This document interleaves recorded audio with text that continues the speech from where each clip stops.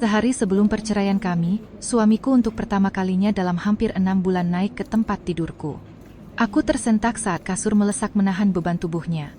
"Apa yang terjadi?" bisikku. Dia menatapku dalam kegelapan dan berkata pelan, hampir dengan lembut, hanya untuk yang terakhir kalinya. Kemudian dia meletakkan ponselnya di meja nakas, dan sedetik kemudian layarnya menyala. Sebelum dia sempat meraihnya, sebuah pratinjau pesan melintas di layar. Dia sudah tanda tangani semuanya. Dan pada saat itu, berbaring di sebelah pria yang telah kucintai selama 14 tahun, aku menyadari bahwa suamiku naik ke tempat tidurku bukan karena dia masih mencintaiku. Dia melakukannya karena dia menganggapku cukup lemah untuk termakan manipulasinya demi yang terakhir kalinya. Katarina Wibowo dulu percaya bahwa pengkhianatan datang dengan suara keras, dengan pintu yang dibanting, noda lipstik, atau bisik-bisik ibu-ibu tetangga di lorong perumahan. Dia berpikir bahwa pernikahan berakhir dengan bencana spektakuler, yang mana orang-orang kelak dapat menunjuknya dan berkata, itulah momen ketika semuanya hancur. Namun pengkhianatan yang sesungguhnya, seperti yang ia pelajari di usia 38 tahun, datang dalam keheningan. Pengkhianatan itu datang dalam diam yang panjang saat makan malam, dalam pesan-pesan yang tak terbalas, dalam daftar belanjaan terpisah yang ditempelkan di pintu kulkas yang sama, dalam bagaimana suaminya tidak lagi mendongak ketika ia memasuki ruangan. Rumah mereka di Bintaro dulunya terasa hangat, kacau, dan hidup. Proyek prakarya sekolah mengering di meja makan. Sepatu futsal berserakan di dekat pintu depan. Dimas selalu menyenandungkan lagu saat membuat kopi sebelum berangkat kerja. Kini tempat itu tampak seperti panggung pementasan. Rumah contoh yang dijual yang sebenarnya tidak dihuni siapapun. Putri mereka yang masih remaja, Putri, mulai menghabiskan lebih banyak waktu di rumah teman-temannya, dan tak satu pun dari orang tuanya yang banyak bertanya. Anak-anak selalu merasakan cuaca dalam pernikahan jauh sebelum orang dewasa mengakui bahwa badai telah dimulai. Katarina bekerja 12 jam sehari sebagai perawat bedah di RSCM, dan kelelahan menjadi cara paling mudah untuk tidak memikirkan pernikahannya. Dimas bekerja di kawasan SCBD di sebuah perusahaan keuangan besar, mengenakan setelan jas pesanan khusus yang samar-samar beraroma parfum mahal dan dinginnya AKKRL Commuter Line, dan perlahan-lahan berubah menjadi seseorang yang tidak lagi dikenali Katarina. Atau mungkin, terkadang ia bertanya pada dirinya sendiri larut malam, Dimas memang selalu seperti itu. Perceraian itu sendiri secara mengejutkan berjalan tenang. Tidak ada teriakan, tidak ada piring yang pecah. Pada suatu malam yang hujan di bulan Februari, Dimas hanya duduk di seberangnya di meja makan dan berkata, sepertinya kita sudah tidak saling membahagiakan lagi. Kalimat ini diucapkan dengan kelembutan yang menakutkan, karena jauh di lubuk hatinya Katarina tahu bahwa dia benar. Setidaknya ia pikir itu benar. Kini, 3 bulan kemudian, dokumen-dokumen yang belum ditandatangani tergeletak di dalam map abu-abu di meja kerjanya di ruang kerja lantai atas. Sidang mediasi untuk menyetujui penyelesaian perceraian dijadwalkan pada Jumat pagi. Satu tanda tangan lagi dan kebersamaan 14 tahun akan menjadi sekadar sejarah hukum. Malam itu seharusnya Katarina tidur. Paginya ia mendapat shift awal, dan kakinya masih pegal setelah seharian berada di ruang operasi. Tetapi belakangan ini tidur menjadi sesuatu yang tidak bisa diandalkan, datang hanya sepotong-sepotong alih-alih memberi penghiburan. Jadi, ketika sekitar tengah malam Dimas diam-diam mendorong pintu kamar tidur, ia langsung terbangun dan duduk. Sedetik ia bahkan berpikir ada sesuatu yang buruk terjadi. "Putri?" tanyanya secara insting. "Dia baik-baik saja," jawab Dimas. Kamar tidur itu remang-remang, hanya cahaya kuning dari lampu jalan yang menembus celah tirai. Dimas berdiri mengenakan celana training abu-abu dan kaos oblong lusuh yang sudah bertahun-tahun tidak dilihat Katarina. Pemandangan itu secara tak terduga menghantamnya dengan keras, karena mengingatkannya pada pria yang ia nikahi dulu, sebelum promosi jabatan, uang, dan jarak mengosongkan pria itu dari dalam. "Apa yang terjadi?" tanyanya lagi. Kali ini lebih pelan. Alih-alih langsung menjawab, Dimas berjalan memutari tempat tidur dan berbaring di sebelahnya. Kasur melesak menahan bebannya, dan seluruh tubuh Katarina otomatis menegang. Mereka sudah berbulan-bulan tidak tidur seranjang.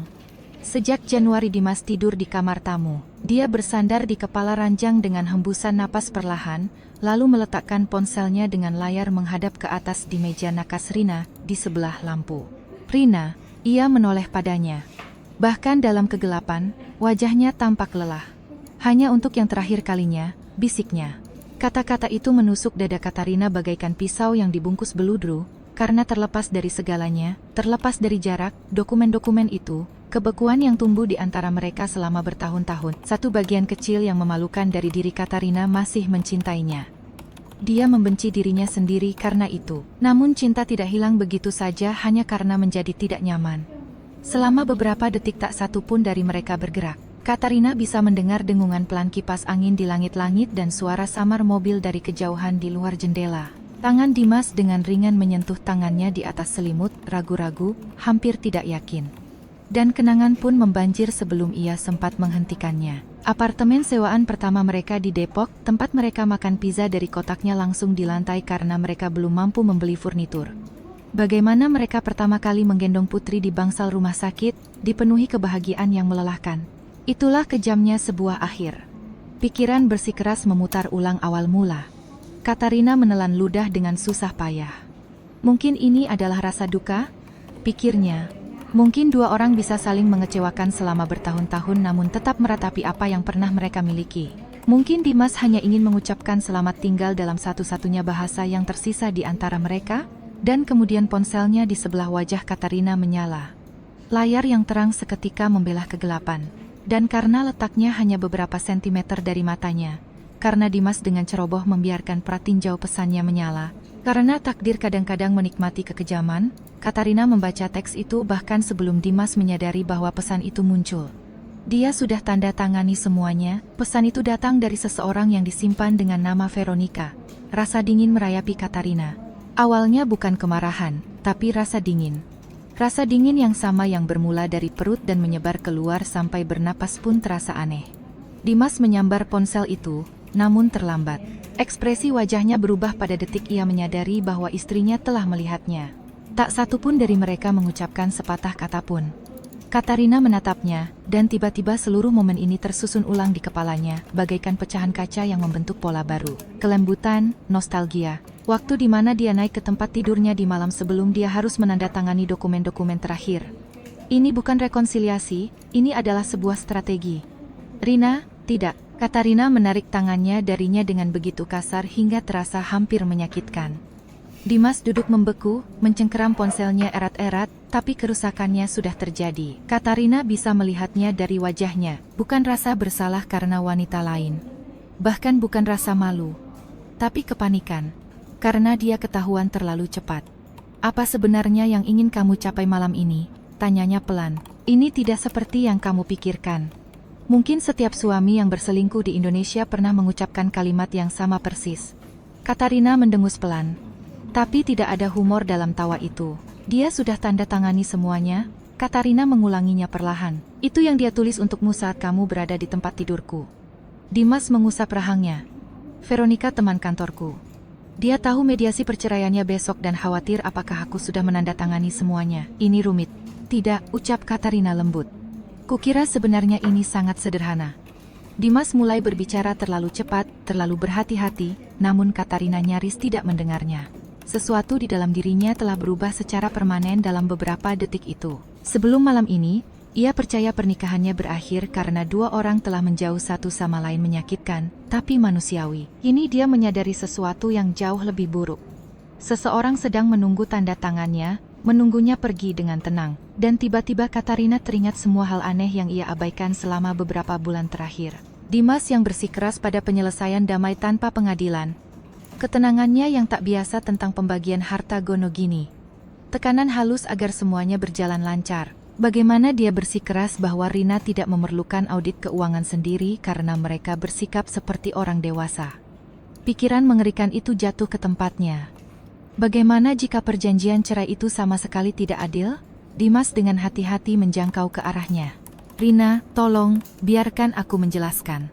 Namun untuk pertama kalinya dalam bertahun-tahun, Katarina tidak membutuhkan penjelasan, dia membutuhkan kebenaran. Dan jauh di lubuk hatinya, dia sudah tahu bahwa kebenaran ini akan menelan biaya yang jauh lebih besar daripada pernikahannya. Katarina tidak tidur setelah Dimas meninggalkan kamar. Sekitar pukul 1.30 dini hari, Dimas diam-diam membawa bantalnya kembali ke kamar tamu tanpa satupun perdebatan. Tanpa satupun permintaan maaf. Dan entah mengapa, keheningan ini terasa lebih menghina daripada jika dia meneriakinya.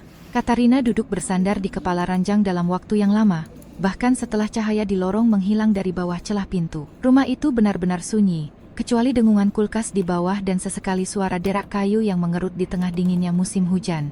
Dia berulang kali memutar ulang pesan teks itu di benaknya. Dia sudah tanda tangani semuanya. Bukan bagaimana keadaanmu, bukan kamu baik-baik saja, bahkan bukan apakah kamu masih mencintainya. Pesan itu terdengar sangat bisnis, tidak sabar, seolah-olah seseorang sedang menunggu dokumen diselesaikan untuk mengambil sebuah paket. Katarina menatap langit-langit hampir sampai jam 3 Sol pagi.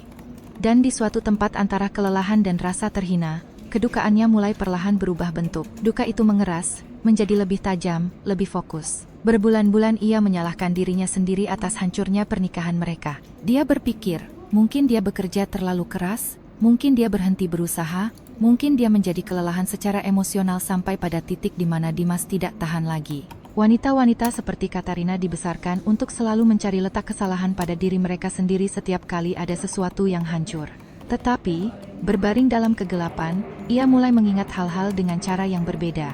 Dimas yang bersikeras untuk melakukan refinancing KPR 2 tahun lalu karena waktunya sedang tepat. Dimas yang tiba-tiba mengambil alih pengelolaan sebagian besar investasi mereka. Dimas yang melarangnya bertanya banyak karena diskusi keuangan membuatmu stres. Pada saat itu, Katarina mengartikannya sebagai rasa percaya diri.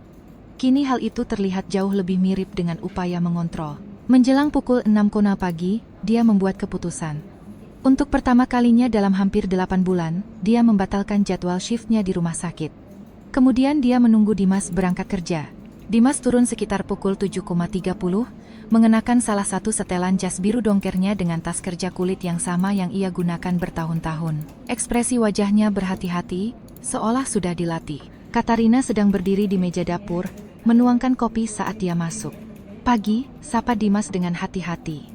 Normalitas kata itu nyaris membuat Katarina tertawa. "Pagi." Dimas ragu-ragu. "Soal semalam. Aku lelah, Dimas. Bagian ini, setidaknya, adalah kebenaran." Dimas mengamati wajah istrinya, mencoba mengukur seberapa besar kerusakan yang terjadi. Katarina menjaga ekspresi wajahnya tetap datar, kelelahan, dan tidak terbaca. Bertahun-tahun bekerja di ruang operasi telah mengajarinya untuk tetap tenang saat kekacauan terbentang hanya beberapa sentimeter dari tangannya. "Aku tidak ingin kita membuat semua ini menjadi lebih buruk dari yang sudah terjadi," akhirnya Dimas berkata. Katarina menatapnya dari balik tepi cangkir kopinya. Kalimat itu terngiang lama setelah kepergiannya. "Bukan maaf, bukan aku bisa jelaskan. Hanya peringatan yang disamarkan sebagai kepedulian." Pada pukul 8.15, Dimas mengeluarkan BMW-nya dari garasi dan menghilang ke arah stasiun. Katarina menunggu 10 menit lagi sebelum naik ke ruang kerjanya. Denyut nadinya berdetak begitu kencang hingga ujung-ujung jarinya mati rasa.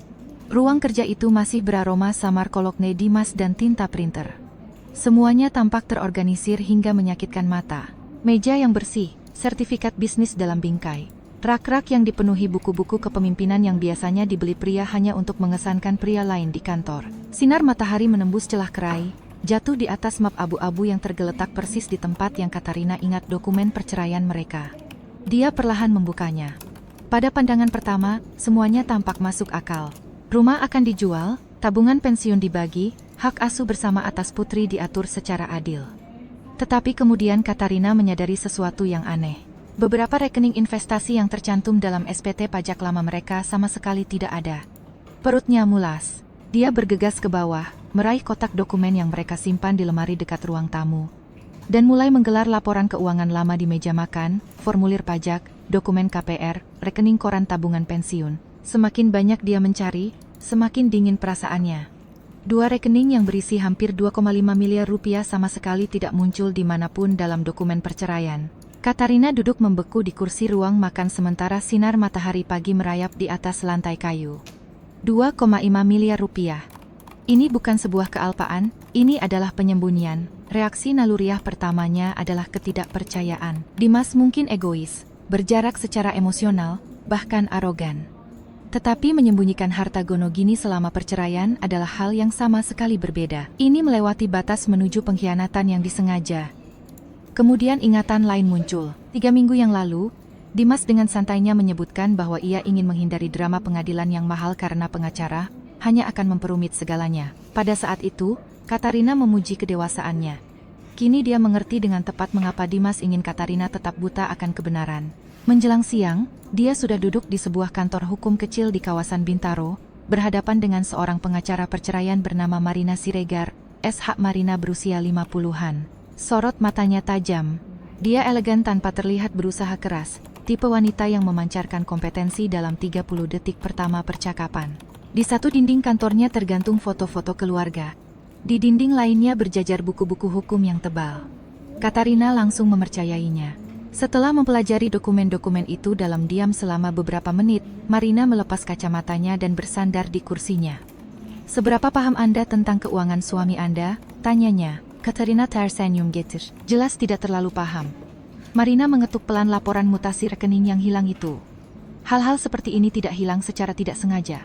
Katarina merasakan wajahnya memerah karena malu. "Seharusnya aku lebih teliti." "Tidak," ucap Marina tegas. "Anda mempercayai suami Anda. Itu bukan hal yang sama." Mendengar itu dari wanita lain, Katarina nyaris menangis. Alih-alih menangis, ia menelan gumpalan di tenggorokannya. Marina kembali meneliti dokumen-dokumen itu dengan cermat. "Apakah Anda tahu siapa Veronica?" Katarina berkedip. "Karena transfer ini," ucap Marina sambil menunjuk salah satu mutasi rekening, mencakup pembayaran rutin ke rekening konsultan yang terdaftar atas nama Veronica Kartika. Dada Katarina seketika sesak.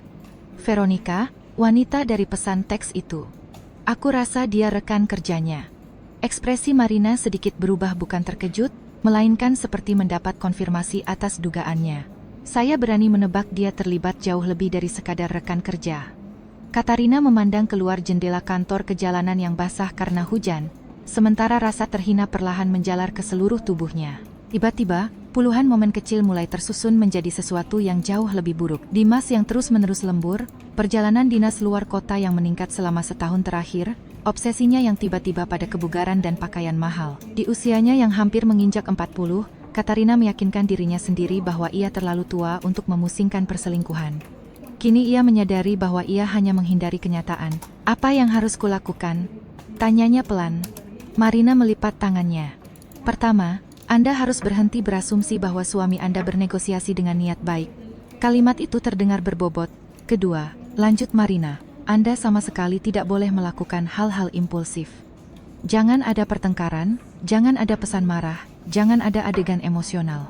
Pria yang menyembunyikan aset saat bercerai biasanya percaya bahwa istri mereka akan bereaksi secara emosional, bukan secara strategis. Katarina menghembuskan napas perlahan. Strategis. Kata itu terasa aneh bila diterapkan pada pernikahannya sendiri. Marina mendorong map itu kembali melintasi meja.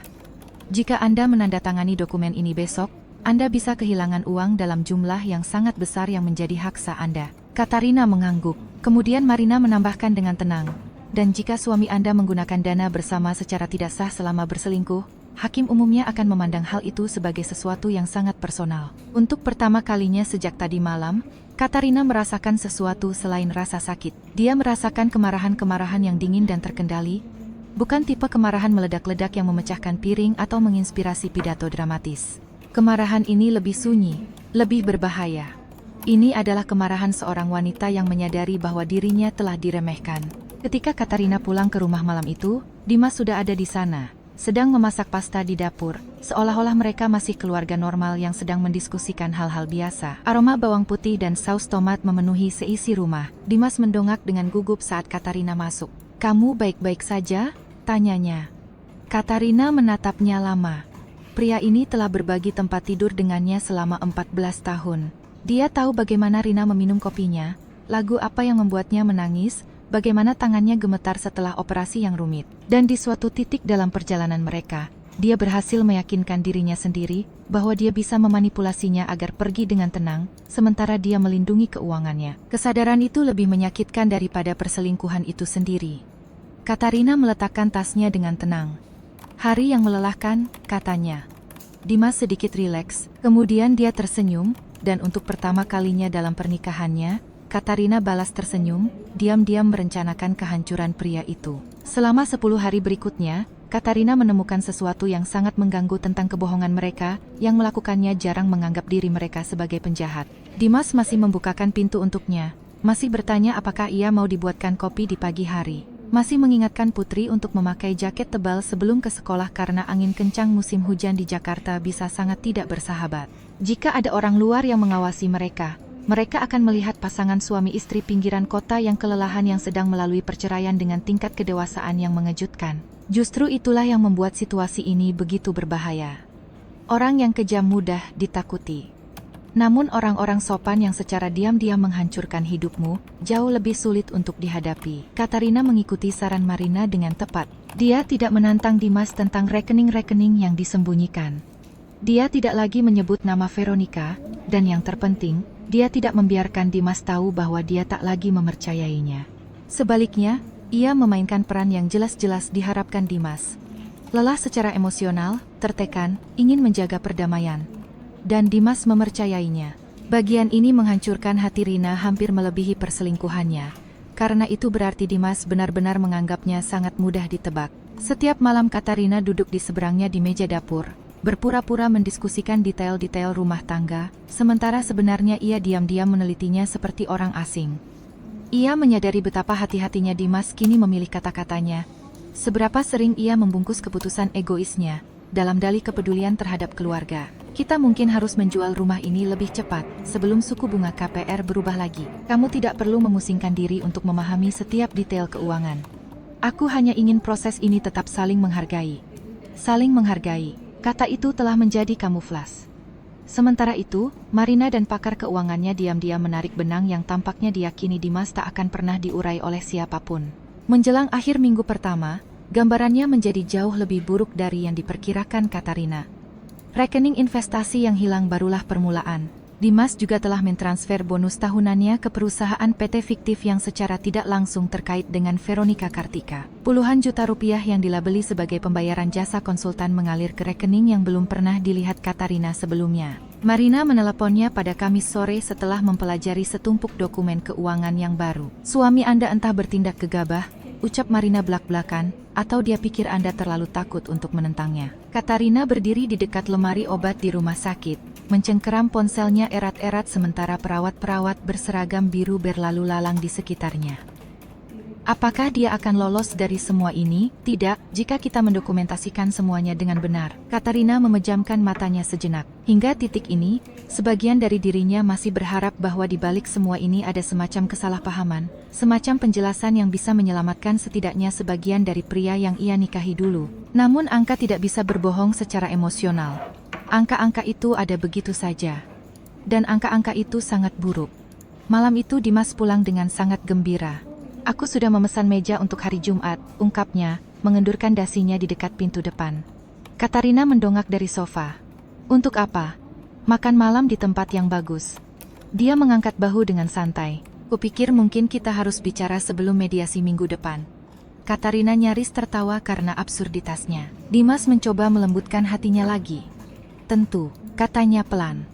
Selama sepersekian detik Dimas tampak lega. Restoran yang dipilihnya menghadap ke Bundaran HI, tempat makan mewah dengan cahaya temaram, whisky mahal, dan pasangan-pasangan yang berpura-pura tidak melihat ponsel satu sama lain selama makan malam. Katarina mengenakan gaun rajut hitam dan merias wajahnya seminimal mungkin cukup untuk terlihat rapi, namun tidak terlihat seolah-olah dia terlalu berusaha.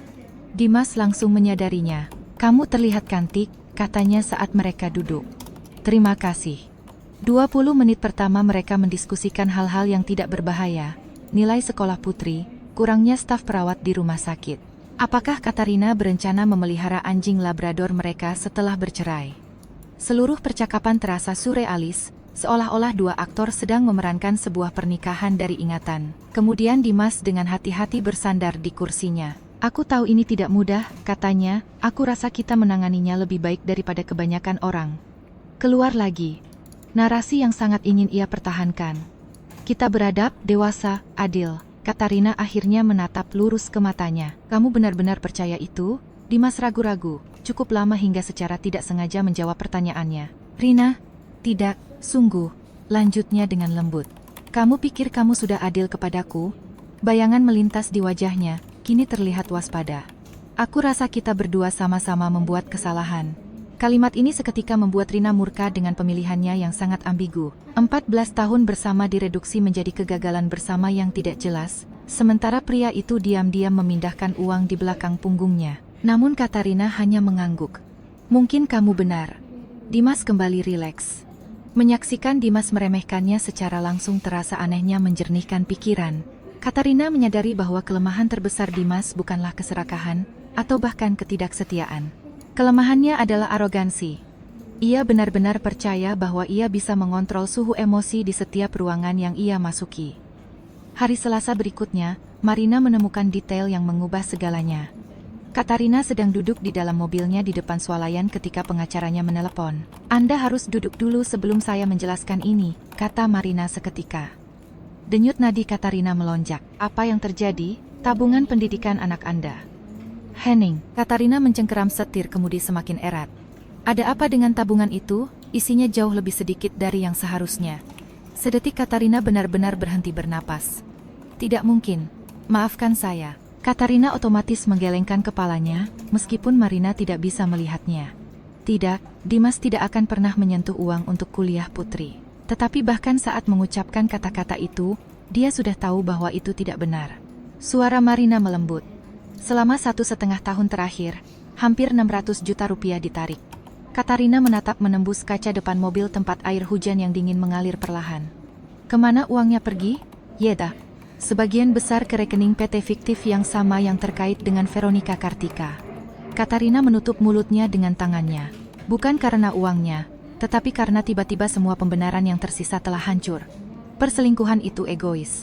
Menyembunyikan rekening itu kejam. Tetapi mengambil uang dari masa depan putrinya sendiri untuk mendanai kehidupan lain dengan wanita lain, menuntut tingkat kebobrokan moral yang nyaris tidak bisa dicerna oleh Katarina. Dan yang terburuk dari semuanya, Putri sangat memuja ayahnya. Malam itu Dimas pulang dengan membawa makanan dari restoran Italia favorit mereka. Dimas tersenyum layaknya seseorang yang yakin bahwa bagian tersulit dalam hidupnya hampir usai. Katarina memperhatikan saat suaminya menata wadah makanan di meja dapur, berbicara santai tentang intrik pekerjaan di SCBD. "Kamu baik-baik saja?" tanya Dimas akhirnya, menyadari bahwa istrinya menatapnya terlalu lama. "Hanya lelah." Dimas melangkah mendekat, secara naluriah merendahkan suaranya. "Sebentar lagi semua ini akan selesai." Kini kalimat itu terdengar berbeda. Bukan menghibur, melainkan mengancam. Katarina tiba-tiba membayangkan suaminya sedang membangun kehidupan lain. Apartemen di pusat kota, Veronica di sisinya. Putri berkunjung setiap 2 minggu sekali, sementara Dimas memainkan peran sebagai pria sukses yang lahir kembali. Dan semua itu sebagian didanai oleh uang yang dicuri dari masa depan putri mereka. Sesuatu di dalam diri Katarina pada saat itu akhirnya mengeras sepenuhnya. Bukan kemarahan, tapi determinasi. Ia tersenyum tipis. "Ya," katanya, "ini akan selesai." 2 hari kemudian, sidang mediasi dimulai. Dimas datang dengan setelan abu-abu arang dan ekspresi percaya diri seseorang yang menunggu untuk sekadar mengurus dokumen, bukan menghadapi konsekuensi. Katarina langsung melihat Veronica dari jendela ruang mediasi bahkan sebelum sesi dimulai. Tinggi, terawat, lebih muda sekitar 10 tahun dari Katarina, dan cantik dengan kecantikan buatan yang agresif khas wanita yang memperlakukan daya tarik seperti olahraga kompetitif. Veronica duduk di dekat lift, menggeser-geser layar ponsel, berpura-pura tidak melihat ke arah ruang rapat. Menunggu. Katarina hampir merasa kasihan padanya, karena wanita seperti Veronica selalu percaya bahwa mereka sedang masuk ke dalam sebuah kisah cinta. Mereka berdiri tepat di sebelah epicentrum ledakan yang menghancurkan wanita lain. Sebelum memasuki ruang mediasi, Dimas menyentuh siku Katarina dengan lembut. "Apapun yang terjadi," katanya pelan, "aku ingin kita tetap menjaga hubungan yang saling menghargai demi putri." Katarina menatap tangan suaminya di lengannya. Lalu dia menatap matanya dan untuk pertama kalinya sejak dia menemukan pesan teks itu, dia sama sekali tidak merasakan keinginan untuk melindunginya. "Tentu saja," ucapnya lembut. Kemudian ia berjalan masuk ke ruangan itu, membawa bukti yang cukup untuk menghancurkan seluruh hidup pria itu. Sebelumnya, Katarina membayangkan bahwa balas dendam akan bersifat eksplosif. Dia membayangkan teriakan, penghinaan di depan umum, kepuasan karena akhirnya melihat kepanikan Dimas, kepanikan yang sama yang Dimas buat dia rasakan selama berbulan-bulan. Namun alih-alih begitu, ketika momen itu akhirnya tiba, ruangan itu hampir terasa hening yang tak tertahankan. Kantor untuk mediasi itu menempati lantai 12 sebuah gedung kaca dengan pemandangan Cakrawala Jakarta. Dinding berwarna krem, lukisan-lukisan netral, sudut kopi dengan roti yang belum tersentuh yang sepertinya tak seorang pun sanggup memakannya. Seluruh pengaturannya dirancang sedemikian rupa agar sebuah kehancuran emosional terlihat profesional. Katarina duduk di sebelah Marina di salah satu ujung meja kayu yang mengilap, sementara Dimas duduk di seberang mereka bersama pengacaranya, Igor Baskoro, seorang pria berambut perak yang jam tangan mahalnya praktis mengumumkan tarif per jamnya di setiap gerakan pergelangan tangannya. Awalnya semuanya berjalan tepat seperti yang diharapkan Dimas. Pembagian aset, tabungan pensiun, jadwal hak asuh putri. Bahasanya tetap tenang, teknis, dan disterilkan secara emosional. Katarina hampir mengagumi betapa efisiennya sistem hukum menerjemahkan hati yang hancur ke dalam persentase dan tanda tangan. Dimas berbicara dengan percaya diri selama diskusi awal. Tidak arogan, dia terlalu pintar untuk itu, tetapi dengan ketenangan terkendali khas pria yang percaya bahwa hasil akhirnya telah ditentukan. Setiap beberapa menit dia menatap Katarina dengan hati-hati.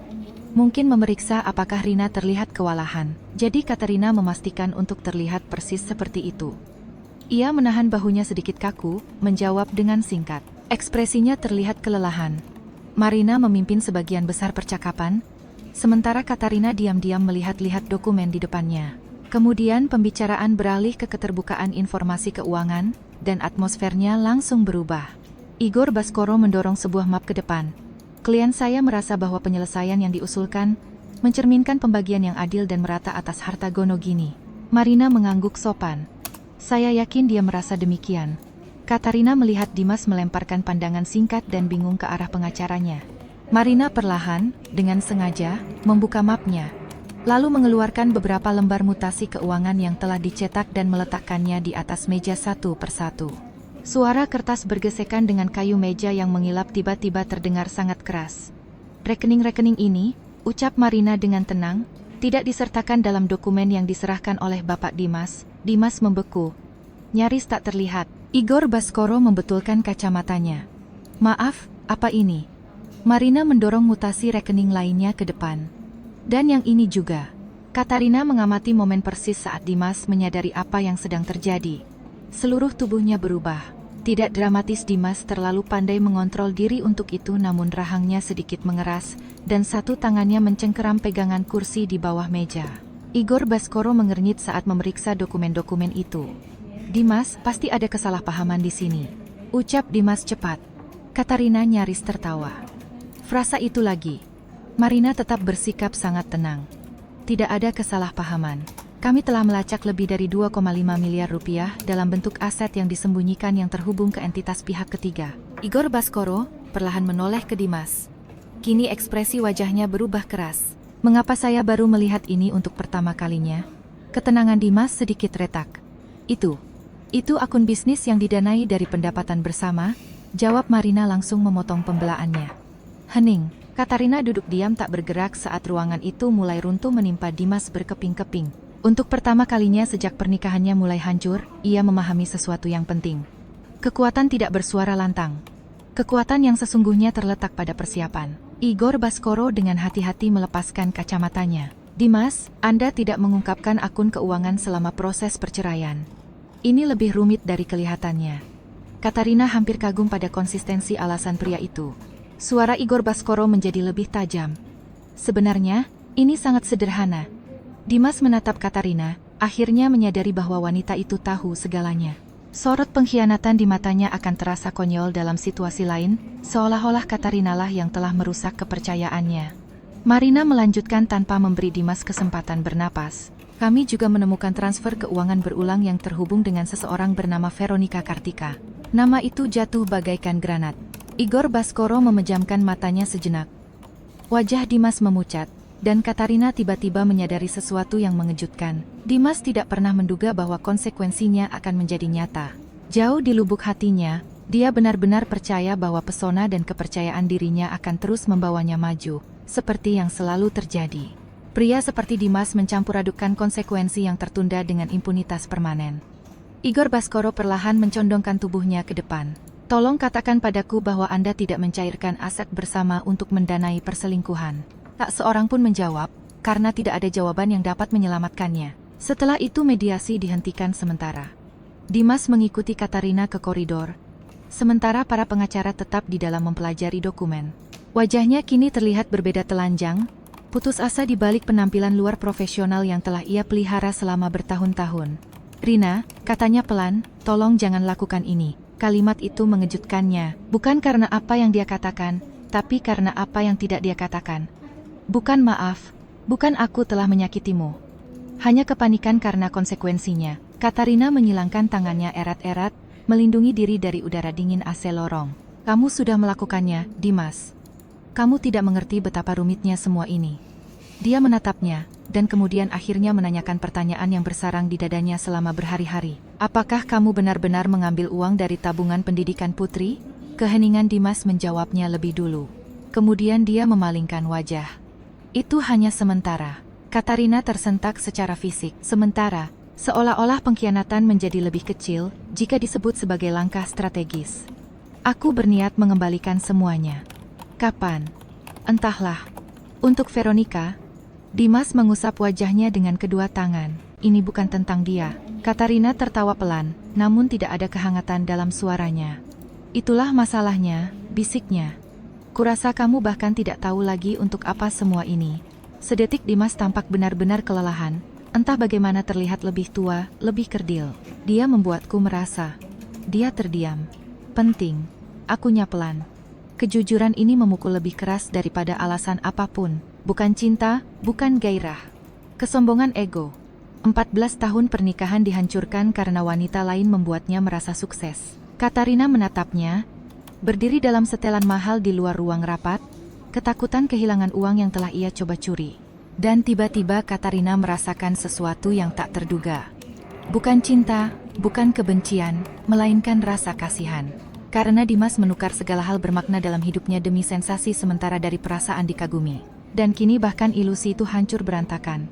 Ketika mereka kembali ke ruang mediasi, negosiasi menjadi brutal. Igor Baskoro, yang kini sepenuhnya sadar bahwa kliennya menyembunyikan aset, segera beralih ke mode meminimalkan kerugian. Marina secara metodis menyajikan riwayat transaksi, rekening yang disembunyikan, transfer konsultasi fiktif, dan akhirnya penarikan dana dari tabungan pendidikan anak yang terkait langsung dengan Veronica. Pada akhirnya, bahkan wajah mediator menunjukkan rasa jijik. Perilaku seperti ini tidak akan terlihat baik di pengadilan, peringatnya pada Dimas dengan nada datar. Tidak ada yang membutuhkan penjelasan lebih lanjut. Hakim di Indonesia tidak akan berbaik hati terhadap ketidakjujuran finansial selama proses perceraian, terutama bila hal itu menyangkut uang untuk anak-anak. Dimas nyaris tidak berbicara hingga akhir mediasi. Katarina tetap tenang, tidak merasa menang, hanya tenang karena di suatu titik dalam 2 minggu terakhir, hasrat balas dendam diam-diam telah berubah menjadi sesuatu yang lain. Menjadi kejernihan, pernikahan ini telah berakhir jauh sebelum Dimas naik ke tempat tidurnya, berbisik untuk yang terakhir kalinya. Hanya saja Katarina belum menerimanya saat itu. Kini dia menerimanya. Berjam-jam kemudian, setelah meninjau dokumen dan negosiasi darurat, persyaratan perjanjian berubah drastis. Katarina menerima porsi aset bersama yang jauh lebih besar, perlindungan ketat untuk tabungan pendidikan putri, dan hak untuk melakukan audit keuangan lanjutan jika ditemukan ketidaksesuaian lainnya. Dimas menandatangani semuanya dengan tangan gemetar. Ironinya hampir terasa puitis. Pada akhirnya, dialah yang tersudut dan terpaksa menandatangani dokumen dengan cepat. Saat Katarina berjalan keluar dari gedung pada saat senja, ia melihat Veronica berdiri di dekat lift, persis di tempat ia berada tadi pagi. Hanya saja sekarang dia tampak gugup. Dimas menghampirinya beberapa langkah di belakang Katarina, buru-buru mengatakan sesuatu dengan suara pelan yang tidak sepenuhnya terdengar oleh Katarina, tetapi cukup untuk ditangkap maknanya. Bukan di sini, kamu bilang semua sudah beres. Aku tidak tahu. Katarina terus berjalan, karena tiba-tiba ia memahami kebenaran menyakitkan lainnya tentang perselingkuhan. Sebuah fantasi hanya bisa bertahan selama ada orang lain yang menyerap kerusakannya. Di luar, angin dingin bertiup melintasi area parkir, sementara Katarina merapatkan mantelnya. Sesaat kemudian, ponsel di dalam tasnya bergetar. Pesan dari Dimas. Bisa kita bicara malam ini? Katarina menatap pesan itu selama beberapa detik, lalu memblokir nomornya tanpa membalas. 14 tahun ia membangun kehidupannya untuk memahami Dimas Wibowo, suasana hatinya, ambisinya, kompleksnya, rasa frustrasinya. Dan kini, berdiri sendirian di bawah langit malam Jakarta, Katarina menyadari bahwa ia tidak lagi memiliki kewajiban untuk melakukan tugas itu. Inilah akhir pernikahan yang sesungguhnya, bukan dokumennya, bukan perselingkuhannya, melainkan momen ketika ia berhenti memikul beban emosional yang telah lama ditinggalkan pria itu. 3 minggu setelah mediasi itu, Dimas kehilangan pekerjaannya secara tidak resmi karena skandal asmara. Perusahaan korporat jarang membingkai segala sesuatunya dengan jujur. Penyelidikan internal difokuskan pada pelanggaran keuangan terkait penggantian biaya dan benturan kepentingan yang tidak dilaporkan yang melibatkan Veronica Kartika. Katarina mengetahui detail ini hanya karena Igor Baskoro menghubungi Marina untuk meminta kerjasama terkait beberapa audit rekening perceraian. Tampaknya perusahaan Dimas menjadi sangat tertarik. Begitu transaksi tersembunyi mulai bermunculan di dokumen hukum, Veronica mengundurkan diri 2 hari kemudian. Pada saat itu, sebagian besar kerusakan sudah lepas kendali. Dunia profesional kelas menengah di Jakarta bergerak sangat cepat ketika ada skandal yang masuk ke dalam nadinya. Rumor menyebar di peron stasiun KRL, di pesta perusahaan, di ruang ganti tempat kebugaran, di acara amal. Katarina mendengar potongan-potongan cerita dari pihak kedua, dari tetangga dan kolega yang berbicara hati-hati di hadapannya, berpura-pura bersikap bijaksana, padahal sebenarnya diam-diam mengumpulkan detail. Dimas pindah ke sebuah rumah kontrakan di kawasan Cibubur dan menjual BMW-nya. Veronica menghilang sepenuhnya. Dan untuk pertama kalinya dalam hampir 15 tahun, Katarina tinggal di rumah yang terasa sunyi secara emosional.